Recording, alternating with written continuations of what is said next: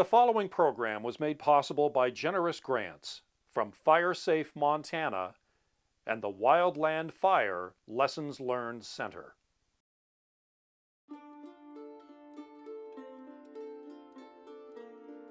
Heroes. We never know where we will find them.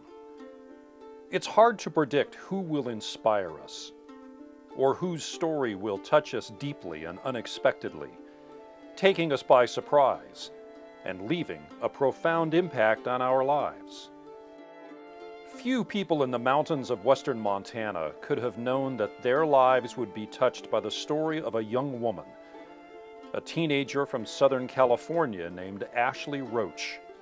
Beautiful and talented, with loving parents who tried to do things the right way for their family and their suburban home, and who lived just 600 yards from their local fire station, just 1/3 of a mile from safety.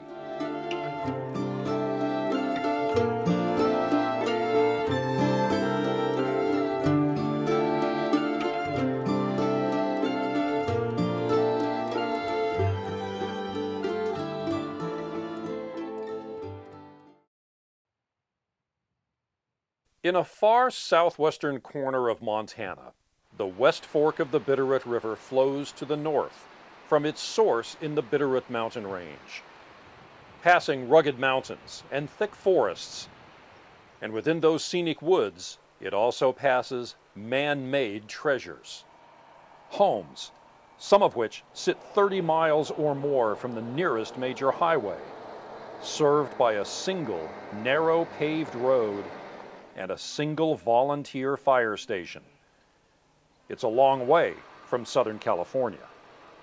But here, a small group of residents have gathered to share a Southern California story with their neighbors. The story of Ashley Roach.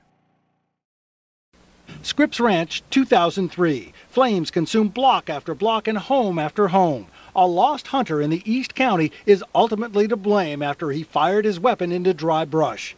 At about the same time, the Paradise Fire started on the Rincon Indian Reservation and quickly moved into Valley Center. You're constantly watching, and of course with us, we look to the east. We're looking always for the signs of smoke. This was all that was left of the Roach family home in Valley Center in 2003. But the flames took more than just material things. On this day in August 2010, almost 7 years have passed since the Paradise Fire roared through the lives of the Roach family. And just as the Roach family remembers what happened in their neighborhood in 2003, residents in the West Fork remember other wildfires and other scary moments. Volunteers at their local fire station also remember. And so over the years, they've created education programs for the homeowners they serve. On this day, homeowners again will have access to plenty of information. But this time they also will leave the fire station and walk 1/3 of a mile. Along the way, they'll hear the story of Ashley Roach through a spoken and visual presentation called a staff ride. The staff ride is something that was really developed by the military to revisit scenes of battle and learn afterwards lessons that might help keep people in the future out of harm's way. And when we're done with this staff ride, we're going to reconvene here for something called the integration phase. And that's your part of this special event. That's the time when we want all of you to share what this staff ride meant to you, what you learned from it, and more importantly, what things you might do differently to better safeguard yourself, your family, your property, and your home. This is not a blame game. We're not going to be pointing fingers. We just want to gather in what happened to this family and then look ahead to what we can do for ourselves and not go down the terrible road this family went down. We're going to revisit a wildfire incident that occurred on October 2003. The story is real. We're taking this journey first to remember and honor the family who endured the horrific events that follow, and second, to motivate you and others to reduce the wildfire threats to your families and neighbors by preparing your property and evacuating early. You are about to meet the family who struggled through this nightmare known as the Paradise Fire. My name is John Roach. My wife's name is Lori. My children are Jason, 22, Allison, 20, and our 16-year-old sophomore daughter, Ashley. On the afternoon and evening of October 25th, a Saturday, 2003, we were hosting a Halloween party for guests, friends, and family. Later that night, after guests left, we learned that there was a wildfire burning just east of Valley Center where we lived. The wildfire was called the Paradise Fire. So we went down to Fire Station 73 that was just a third of a mile down the road from our home. It was a place where we knew our family would be safe. And when we got to the fire station, we checked on conditions. We got out our cell phones and called several dispatch centers to find out if we needed to evacuate yet or not. And we spent a couple hours down there doing that and returned to our home about 3 a.m. And when we got back home, Lori finished preparations for a quick departure if we had to leave. And then we take turns staying up during the night, keeping track of where the fire is by the glow on the horizon northeast of us.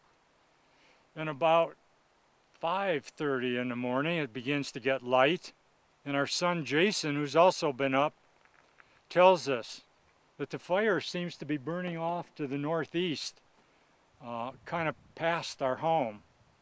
And we thought, well, wow, maybe we'll escape. And Jason went to bed to catch a couple hours sleep. And we go back to bed. But at a little before 8 o'clock, Lori and I both wake suddenly to the strong smell of smoke in our bedroom. And we were both fully clothed. We went to bed the night before fully clothed so we could leave instantly if we had to. And we rushed downstairs. We go out the front door of our home. And we're totally surprised and shocked because we're met with a morning of beautiful blue autumn skies. And we go back in the house only to see a couple minutes later a sheriff's car coming down our long winding driveway, driving very quickly. He gets out in front of our house. We go out to meet him and he says, "The fire's jumped the road. You have 20 minutes to evacuate." And he leaves quickly and we run back into the house. We awaken our 3 guests and our 3 children and say, "Come on, now, get ready, we have to leave. The fire's almost here." And our friend Marlena, a friend of the children's, leaves first. She leaves immediately and she turns out to be safe. But I put my hand on the front doorknob a moment or two after Marlena leaves. And as I touch the front doorknob, the door blows open and embers and smoke and flame rush into our house, into our living room on the 35-mile-an-hour Santa Ana winds. And instantly, our carpet is aflame everywhere. I've invited the wildfire into our living room. And the front of the house and the wood deck catches fire. And I scream, "Everyone out, now!" And people scramble frantically to get out the front door. And I've got out there ahead of them, and I've got a garden hose in hand, and I spray them down as they're leaving the home and headed for their cars. We can't believe it. It's dark. It's as black as night. The fire sounds now are so loud we can hardly hear ourselves talk.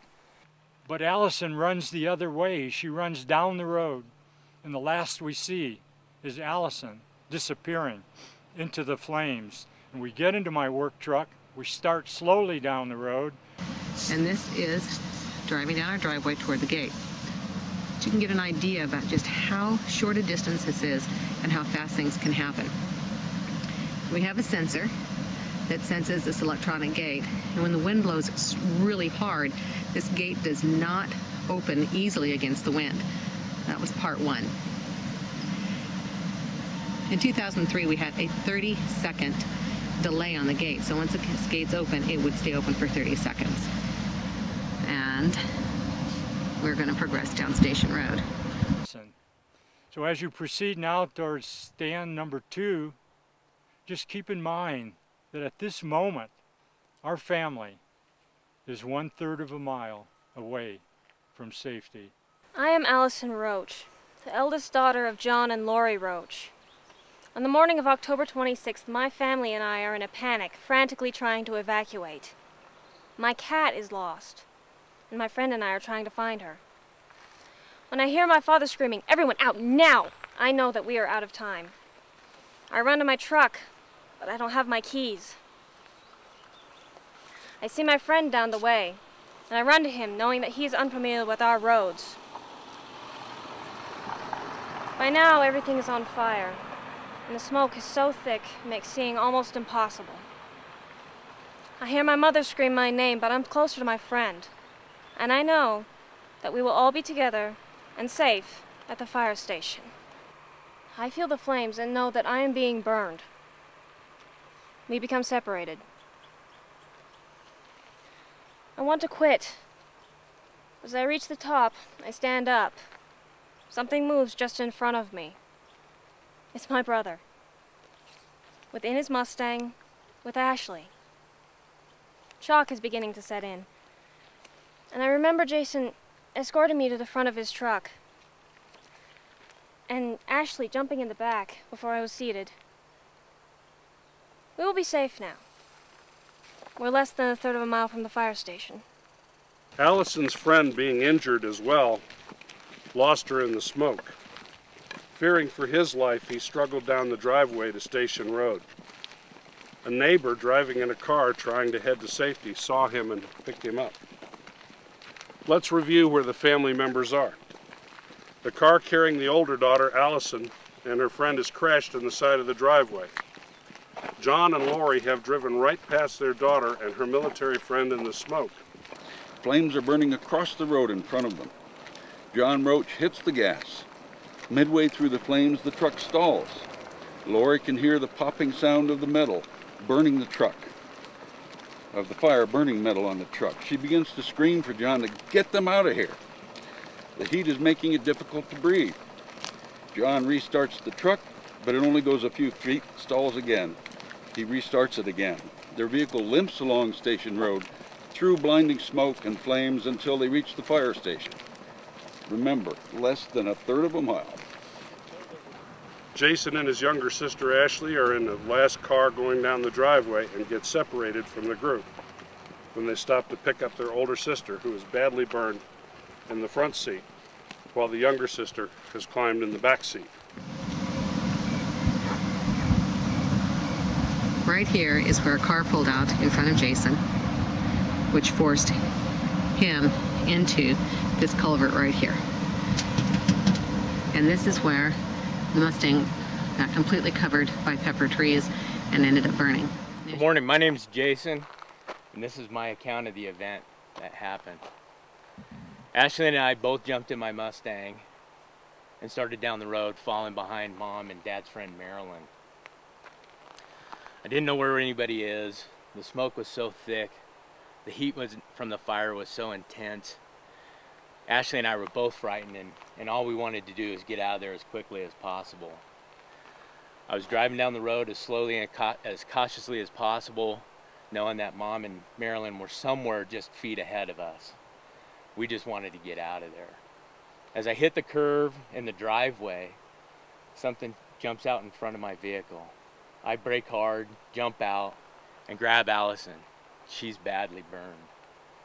I run to the passenger side with Allison. Ashley jumps into the back seat, and I put Allison in the passenger side, go back over to the driver's side, and start driving down the road. As we're driving down the road out of the dense smoke, a vehicle appears out of nowhere. I try to avoid hitting it. We collide. The airbags and steering wheel lock up all as we collide into the pepper tree. It only takes seconds for me to realize that the branches from that pepper tree are all over my vehicle, and we can feel the intense fire and heat from that pepper tree. Realizing that we're only a few hundred feet from the station, I push my door open and I yell at my sisters, "Get out now, run to the station." I look behind me and I can see Allison struggling, climbing over the console to get out as she's yelling to Ashley to follow her. I'm running to the station, choking from the smoke.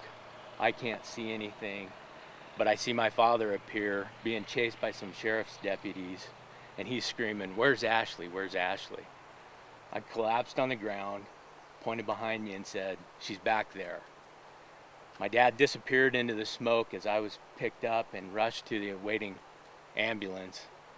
And at that point, I realized we were at a safety area. But this is the road, and right up ahead, that's where the fire station is. John's truck ended up stalling exactly where this truck is parked, right over here. We coasted into this spot. John got out. John Roach watches the direction from which his son has just appeared and sees Allison and the waiting rescuers see how severely she is burned and rush her into the same ambulance as her brother. John Roach struggles away from the deputies, begging someone to find his daughter. Ashley is finally discovered in the back seat of Jason's car, Mustang. After what seemed like hours, John and Lori Roach received word of the death of their 16-year-old daughter, Ashley. She perished within sight of the fire station. From the moment that John and Lori were standing on their front porch on a bright autumn morning to the moment of Ashley's death was less than 25 minutes.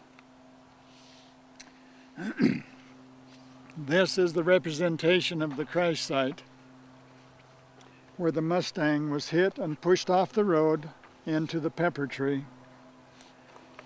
There will be no speaker here, but we do ask that you, as you look at the site and the picture dramatization here for Ashley, that we have a moment of silence in honor of her and her family. And then together we will walk that short distance back to the fire station. With the staff ride complete and with emotions still on display, the residents of the Upper West Fork gather to share their feelings about what they've seen and heard. At this point, the camera turns off. But afterward, the group hears one more message from the Roach family, a letter from Ashley's mother. No one can be too prepared. We had friends in the fire department. They had dinner with us the day before, on the 25th. They all felt that our plan was sufficient. Our plan was going to make our family safe and our home safe. They were convinced of it. I think one of the things that has made it extremely difficult for the firefighters in our community to come to grips with our daughter's death is the fact that they promised her that her home would be safe. But what our experience demonstrates is you have to have a plan. You have to have a backup plan. You have to have a third plan. You have to have an all holes unplugged, extraordinary circumstance plan. In fire situations, my advice is, if the evacuation order is given, go. Drop everything, go. You can't trust your eyes or your nose, and we found this. Families aren't always in the same places during emergencies, and you need to make contingency plans so that you know your family can get back together and be safe. Those are Lori's words to us.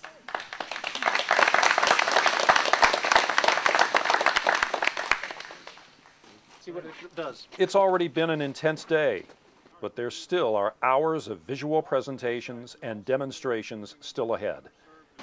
By the end of the day, homeowners have received a wealth of information, but it's the tragic story of a 16-year-old California girl and her family that strikes deepest. Well, what struck me the most, I guess, is I have a 16-year-old granddaughter, and the personal age and the family situation that they were in, and as close as they seemed to be to one another, I couldn't help but kind of relate that with my family and how I would feel if something like that happened in our home and our family. It would be devastating, of course, and I just kind of felt empathy for them as well. We were rehearsing the walk, the staff ride. It was confusing to us. It was confusing to us in bright daylight with the script in our hands. It must have been terrifying and unbelievably confusing to them. And then they lost that beautiful child. When my wife and I first moved up here to the valley, we found out that we were 1.5 miles from the fire station. And then we go through the staff ride and find out that 1/3 of a mile isn't even safe enough. So I think one of the things that we are going to take away from this is we thought we were prepared for any kind of hazards coming up. Found out that we don't have a plan in place, and I think it's more important now than ever to get that plan ready so that when something does come up, you can get out of here in a hurry. I think it's important that we try and internalize what we saw here this morning. I think it's important for us to listen because we have a number of people with a great deal of fire experience in the state of Montana telling us that we're set up for this catastrophic event in the next 50 years here in Montana because of environmental conditions, climate, and the current forest of our health, and there's potential for significant loss of life and property. And I think that's something we all need to listen to. And you know, it's important that every single person do what they can personally to try and mitigate the risk for themselves and their neighborhood and their community. And that starts here at this level, and that's what we saw here today. And I think it's applicable all over. That's why I came. I came to see what I can take back to my department. And I think there's a lot of information in here that people need to see. We need to open their eyes. And I think this is some of the best stuff there is out there right now to do that. So this is our daughter Allison, who at the time of the fires was 20 years old, and she is a survivor of 86% second and third degree burns. Since 2004, I've returned to school. I've held a number of different, very educational type of jobs. I did a 3-week internship recently with a commercial photographer in San Diego. My major is actually commercial photography, so I'm really looking forward to continuing that pursuit. And in January of 2009, I got married. And it's been a wonderful marriage over the last 1.5 years. And this is Jason. At the time of the accident, Jason was 22 years old. And now 29, and here with my family. Additionally, since 2003, I've finished my bachelor's degree in organizational management with an emphasis in fire department administration, and have been working the last 2.5 years for the Escondido Fire Department up here in northern San Diego County.